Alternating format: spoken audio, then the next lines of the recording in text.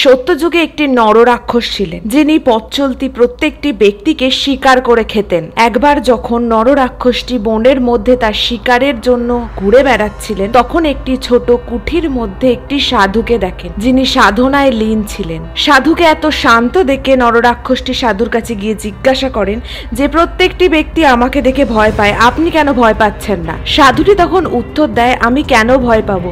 ভগবান যদি আমাকে তোমার ভোজন হিসাবে বেঁচে থাকে তাহলে আমার ভয় পাওয়ার কোনো কারণ নেই। এই কথাটা শোনা মাত্রই রাক্ষসটির চোখ খুলে যায় এবং তিনি পাপের প্রায়শ্চিত্ত করার জন্য সাধুটির কাছে প্রার্থনা করতে লাগে। রাক্ষসটির উপর করুণা হওয়ায় সাধু রাক্ষসটিকে একটি বর দেয় যে তুমি পরবর্তী জন্মে অশোক নামে একটি বৃক্ষ হবে এবং যেই বৃক্ষটি রাবণ রাজার বাগানে লাগানো থাকবে। তারপর যখন একদিন হনুমানজি সেই বনে যাবে এবং তোমার শাখা পোশাকায় বসে রামের সন্দেশ সীতামাতাকে পৌঁছাবে, তখন সীতামাতার দুঃখের সাথে সাথে তুমিও তোমার এই পাপ থেকে মুক্তি লাভ করবে।